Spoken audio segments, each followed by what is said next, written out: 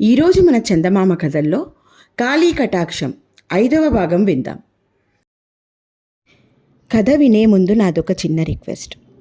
మీరు గనక మా ఛానల్ని మొదటిసారి చూస్తున్నట్లయితే ప్లీజ్ తప్పకుండా సబ్స్క్రైబ్ చేయండి.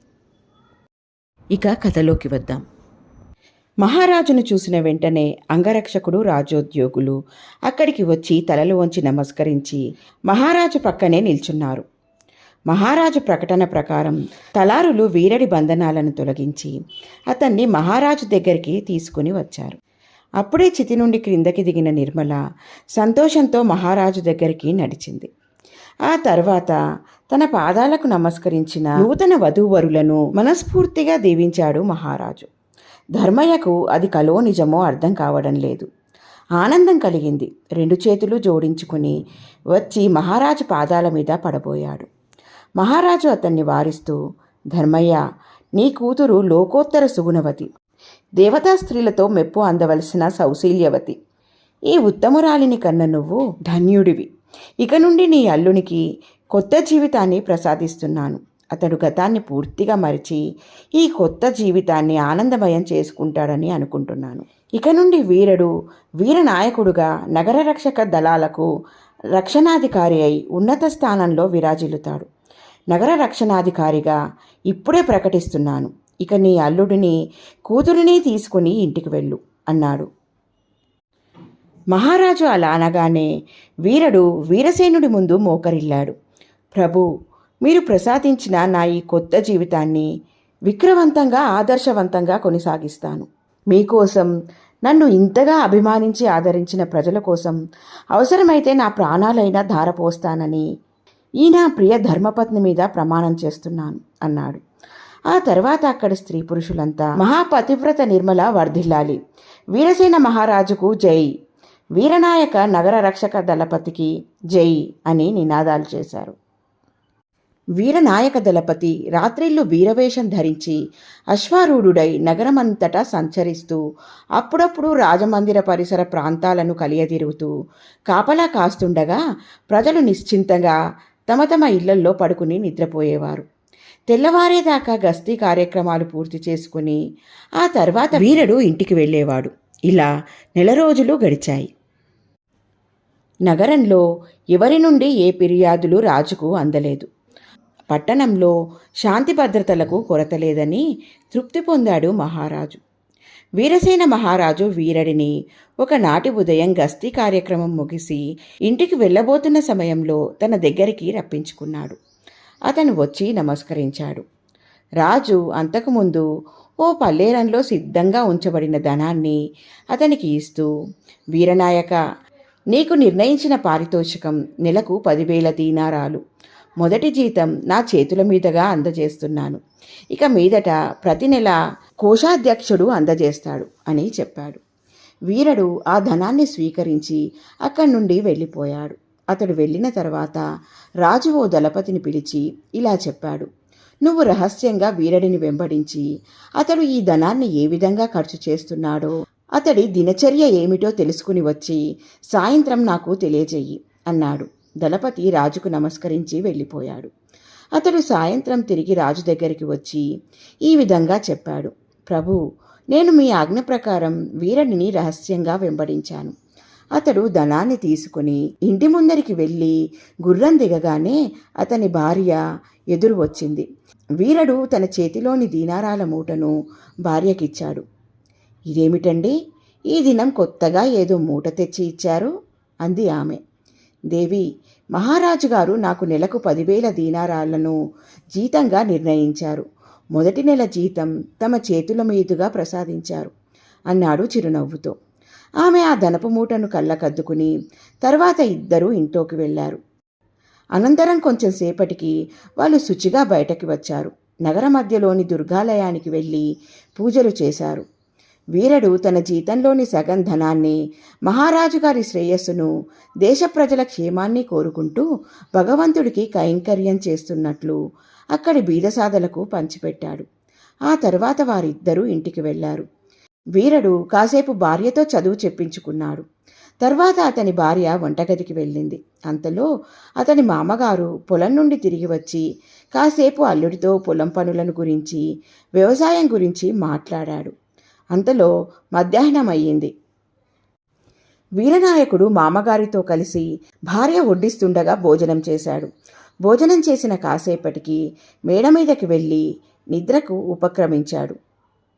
సాయంత్రం కాగానే క్రిందకి వచ్చి స్నానాదులు పూర్తి చేసుకుని యోధవేషం ధరించి భార్యకు వీడ్కోలు చెప్పి అశ్వారూఢుడై రాచనగరికి కొలువుకు వచ్చాడు అని వివరించి దళపతి, ప్రభు, వీరనాయకుడి దైనందిన జీవితానికి సంబంధించిన విశేషాలు ఇంతే, ఇంతకంటే ఇంకేమీ నాకు తెలియలేదు అన్నాడు.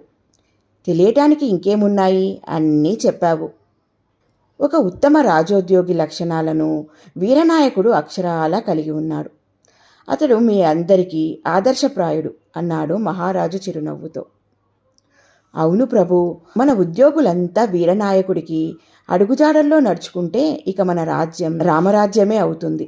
పాలకుడు ఎలాగూ ఉత్తముడు కనుక ఉద్యోగులు ఉత్తములైతే ఇక ప్రజల సౌభాగ్యానికి, రాజ్యం శాంతి సౌభాగ్యాలతో ఓలలాడడానికి ఆటంకమేమిటి ప్రభు అన్నాడు దళపతి. వీరనాయకుడి ప్రవర్తన తననేగాక ఆ విధంగా ఉద్యోగులను కూడా కదిలించినందుకు వీరసేన మహారాజు ఎంతగానో సంతోషిస్తూ వీరనాయకుడిని అభినందించుకున్నాడు. ధర్మయ్య పొలాలు నగరానికి కాస్త దూరంలో ఉన్నాయి. పాలేర్లతో చేలతో కలుపు తీయిస్తూ బాట దగ్గర వేయించిన గుడిసె ముందు కూర్చుని ఉన్నాడు. అప్పటికే సూర్యుడు బారెడు పైకి వచ్చాడు. ఎండ కొద్దిగా ముదురుతోంది. ఆ సమయంలో ఓ వ్యక్తి బాట మీద వడివడిగా నడుస్తూ నగరంలోకి వెళుతున్నవాడల్లా పాక ముందు కూర్చుని ఉన్న ధర్మయ్యను చూసి గబగబా అక్కడికి వచ్చాడు. ధర్మయ్య బాబాయ్, పొలాల్లో పనులు చేయిస్తున్నావా అన్నాడు ఆగంతకుడు ధర్మయ్యను సమీపించి. ధర్మయ్య ఇటుకేసి తిరిగి, అరెరే, ఎప్పుడొచ్చావురా? అబ్బిగా, ఇంటి దగ్గరికి వెళితే అమ్మాయి చెప్పిందా ఇక్కడున్నానని? రారా కూర్చో అని తన ప్రక్కన ఉన్న ఈతాకుల చాపను చూపించాడు. ఆ వ్యక్తి చాప మీద కూర్చున్నాడు. నేను ఇంటికి వెళ్ళలేదు, దారిలోనే నిన్ను చూసి ఇలా వచ్చాను అన్నాడతను. ఊళ్ళో మీ అమ్మా నాన్న, నీ భార్యా పిల్లలు అందరూ క్షేమంగా ఉన్నారా? ధర్మయ్య సాదరంగా అడిగాడు. అంతా బాగానే ఉన్నారు బాబాయ్. చెల్లెమ్మ పెళ్లి గురించి విని మేమంతా చాలా సంతోషించాం. ఎటొచ్చి రాలేకపోయామనుకో. మీరు రాకపోవడం మీ తప్పు కాదులేరా. ఆ పెళ్ళి అలా జరిగిపోయింది అంతే. బావగారికి రాజుగారి కొలువులో గొప్ప ఉద్యోగమటగా. మన వాళ్ళంతా చాలా సంతోషించారు. మంచిది. ఏమిటి విశేషాలు? నేను ఒక ముఖ్యమైన పని మీద నీ దగ్గరికి వచ్చాను బాబాయ్. ఏమిటో చెప్పు. ఈ సంవత్సరం కొత్తగా మరో ఇల్లు కట్టిస్తున్నాను. కాస్త డబ్బు అవసరమైంది. వచ్చే ఏడు పైరు డబ్బు చేతికి అందగానే తెచ్చి ఇస్తాను. దానికేం లేరా, నీకు అవసరమైనంత పట్టుకుపోదువుగానీలే. అమ్మయ్యా, కొండంత బరువు దిగిపోయినట్లయింది. అన్నట్లు బాబాయ్, మీ రాజుగారు వివాహం చేసుకోవాలన్నది మా రాజుగారి కూతురినేనా? నాకంతగా తెలీదు. మహారాజుగారు మరణించి ఇంకా సంవత్సరం కాలేదుగా. అందువల్ల ఇప్పుడు ఆ ప్రస్తావన ప్రజల్లో నానలేదు. బహుశా మంత్రిగారికి, రాజోద్యోగుల్లో కొందరికి, మహారాజు గారికి తెలిసి ఉండవచ్చు. అయినా నీకేం ఆ ప్రస్తావనతో? నేను మా నగరం నుండి తెల్లవారుజామున బయలుదేరాను. మీ రాజ్యం సరిహద్దు సమీపిస్తుండగా ఓ పెద్ద పత్రం కనిపించింది బాట పక్కన. ఇంకా చీకటిగా ఉంది కదా, తెల్లవారేదాకా ఆ పత్రంలో విశ్రమించి వద్దామని అక్కడ ఆగాను. ఆ సమయంలో అటుపక్క అరలో కొంతమంది త్రాగుబోతులు మద్యం త్రాగుతూ మాట్లాడుకుంటున్న మాటలు నాకు ఆందోళన కలిగించాయి. ఆ త్రాగుబోతులెవ్వరో ఏదో మాట్లాడుకుంటుంటే మధ్యలో నీకు ఆందోళన ఎందుకు కలిగిందోయ్? అది అత్యంత ఘోరమైంది కనుక. ఏమిటా ఘోరం? వివరంగా చెబుతాను విను అని ఆగంతకుడు ధర్మయ్యకు ఇలా చెప్పడం ప్రారంభించాడు. ఇంకొంచెం పొయ్యరా బామ్మర్ది అన్నాడు ఓ దుండగుడు తన చేతిలోని మద్యం పాత్రను ముందుకు చాపుతూ. ఉన్నదంతా నువ్వే త్రాగితే మాకందరికీ ఎలారా? మేం సగంలోనే ఉన్నాం, నువ్వు అప్పుడే 2 సార్లు పోయించుకున్నావు. పోయవేమ్రా, నీ సొమ్మేదో ఊడిపోతున్నట్లు. అట్టే తిక్కరేగితే పళ్ళు రాలగొడతాను. మన దుర్జయుల వారు ఈ రాత్రికి శాంతినగరాన్ని నానా గందరగోళం చేసి అశాంతినగరంగా మార్చివేయమన్నారు కదా. అప్పుడు శాంతినగరంలోని మద్యశాలలన్నీ మన సొత్తే కదా.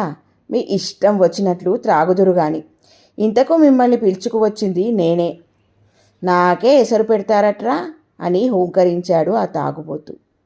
ఏం, నువ్వు పిలుచుకువచ్చింది మా కోసమా, నీకోసమా? మేము ప్రాణాలను తెగించి ఎందుకు వచ్చాను నీ వెంట? ధనానికి ఆశపడే కదట్రా. అయినా అవకాశాలు దొరకాలి కదట్రా. నేను మిమ్మల్ని కాకుండా బోయపాలెం వాళ్ళను పిలుచుకువచ్చి ఉంటే తిక్క కుదిరి ఉండేది. ఏం బెదిరిస్తున్నావట్రా? పోనీ, ఇక్కడి నుండి ఇటే వెళ్ళిపోతాం. ఇప్పుడు పోయి పిలుచుకోవచ్చుగా.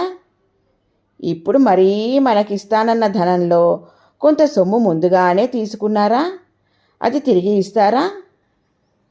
తిరిగి ఇవ్వడానికి మా దగ్గర ఎక్కడుందిరా? వద్దు వద్దంటున్నా మద్యం కుండలు 10 కొనిపించావు, 2 మేకపోతులను కోయించావు, 20 మందికి 200 రొట్టెలు చేయించావు. ఇదంతా ఇప్పటికీ కొంత భాగం అందరి కడుపుల్లోకి పోయింది.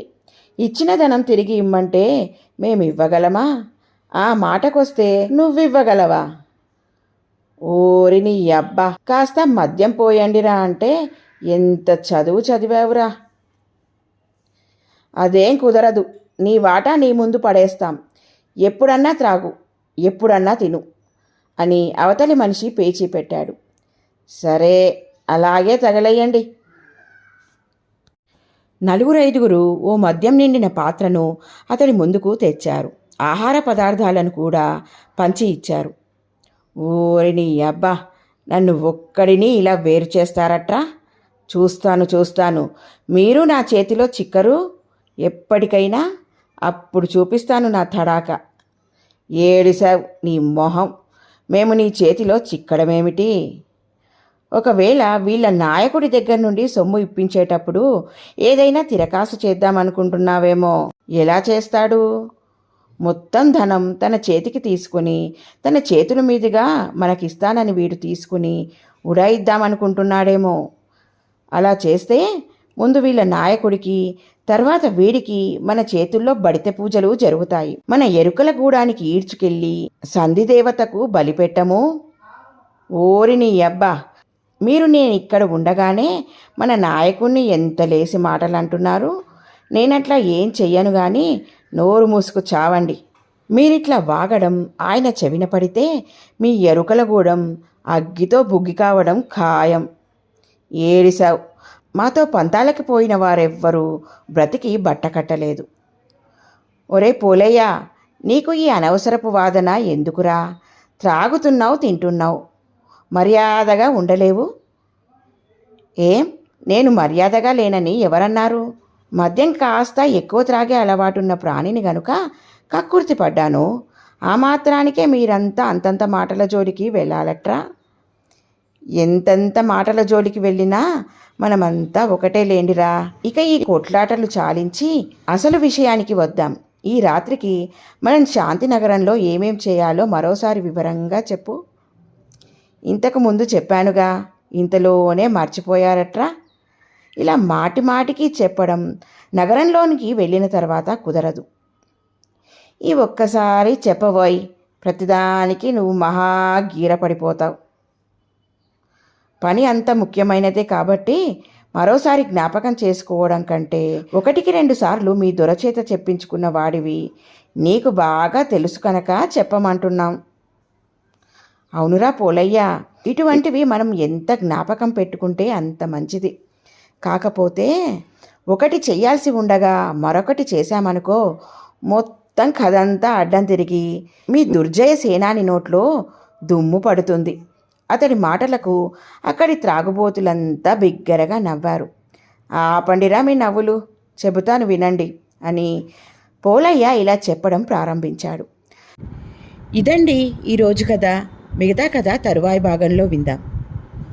ఎలా ఉంది ఫ్రెండ్స్ ఈ కథ? బాగుంది కదూ? నచ్చిందా? అయితే లైక్ చేయండి. మీ బంధువులకు, స్నేహితులకు ఈ కథలను షేర్ చేయండి. మరిన్ని మంచి మంచి కథల కోసం మా ఛానల్ను తప్పకుండా సబ్స్క్రైబ్ చేయండి. మరొక మంచి కథతో మళ్ళీ కలుద్దాం. ఉంటాను మరి.